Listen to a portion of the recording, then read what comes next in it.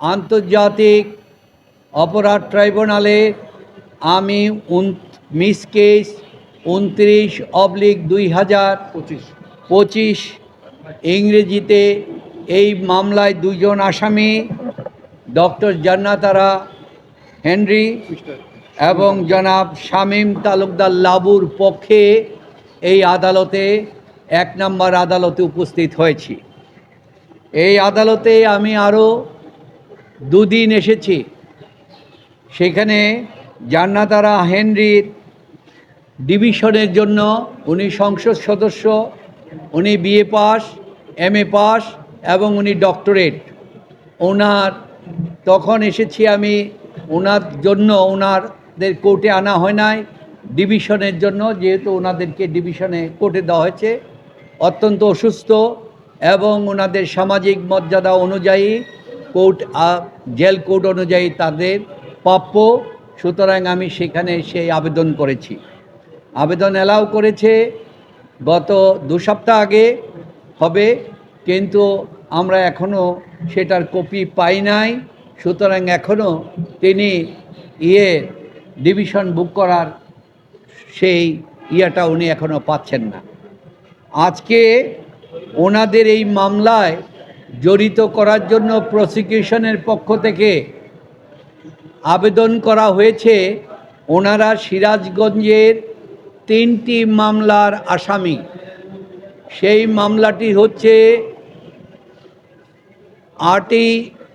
5ই August 84 সালের যেই মামলা, সেই প্রতিটি মামলায় 100 থেকে 150 জন আসামি এবং তার সাথে যুক্ত আরও 100 থেকে 150 জন আসামি। সুতরাং এই আসামিদেরকে নিয়ে এই মামলা করা হয়েছে এবং ওই মামলা 3টাকে আন্তর্জাতিক এই আদালতে এই ক্রাইম হিসাবে, ইন্টারন্যাশনাল ক্রাইম হিসাবে অন্তর্ভুক্ত করা যাবে কি না এই মর্মে প্রসিকিউশনের পক্ষ থেকে একটি আবেদন দেওয়া হয়। এই আবেদনের প্রেক্ষিতে বিজ্ঞ এই ট্রাইব্যুনাল, মহামান্য ট্রাইব্যুনাল আদেশ দিয়েছেন এইটাকে ইনভেস্টিগেশন করার জন্য। তো গত কয়েকটি ডেট গিয়েছে, ইনভেস্টিগেশনের রিপোর্ট আসে নাই। যদিও কিছুদিন আগে আমাদের মাননীয় প্রধানমন্ত্রী ঘোষণা করেছেন এই যে রিপোর্টগুলি অনতিবিলম্বে দেওয়ার জন্য। কারণ আপনারা জানেন বাংলাদেশের সংবিধানের 35-এর 3-এ আছে কোনো আসামিকে, ইনক্লুডিং ডেথ প্রাপ্ত আসামিকে, তার সমস্ত বিচার কাচার সমস্ত কিছু অতি তাড়াতাড়ি করতে হবে, না হলে এইটা ক্রুয়েলটি টু দ্য অ্যাকিউজড হিসাবে প্রমাণিত হবে। এইটা হচ্ছে আমাদের সংবিধানে এই বিষয় আছে। এবং সাউথ আফ্রিকার কনস্টিটিউশনে পিবি কাউন্সিল ঘোষণা করেছে 5 বছরের ভিতরে যদি ডেথ পেনাল্টির ব্যক্তির সেই বিচার সম্পন্ন করা না হয় তাহলে ডেথ পেনাল্টিকে যাবজ্জীবনে পরিণত করতে হবে, পিবি কাউন্সিলের সেই অর্ডার। তো সুতরাং জাজমেন্ট। তো আজকে আমি এখানে এসেছি, আমি আসামিদের সাথে আলোচনা করার জন্য গেলাম, কিন্তু আমি অত্যন্ত আশ্চর্যজনিত হয়ে গেলাম এবং দুঃখিত হলাম।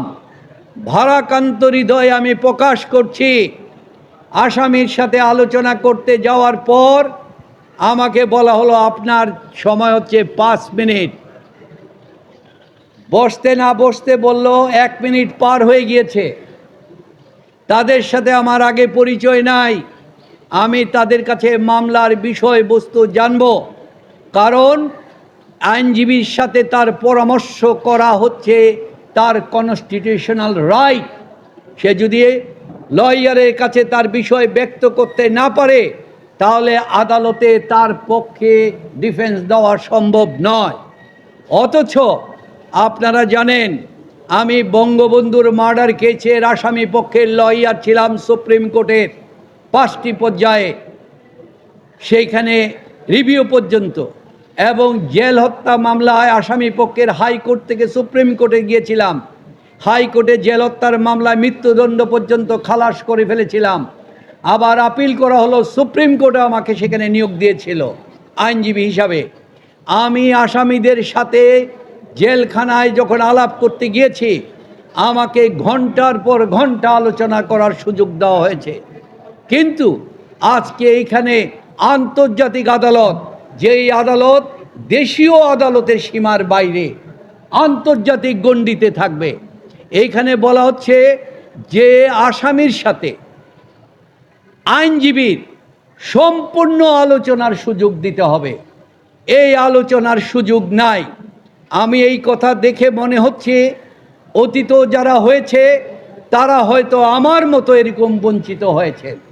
এই বঞ্চিতটার বিষয় নিয়ে আমি মনে করেছি কথা বলা জরুরি। এই কথা বলা জরুরি হলে আমাদের এই সরকার এবং স্বরাষ্ট্র মন্ত্রণালয় এবং আন্তর্জাতিকভাবে পররাষ্ট্র মন্ত্রণালয় এই বিষয়গুলি জানবেন, কারণ আমরা চাই আমাদের বিচার ব্যবস্থাকে নিয়ে যেন আন্তর্জাতিকভাবে কোনোভাবে যেন কোনো প্রশ্ন কেউ না তুলতে পারে।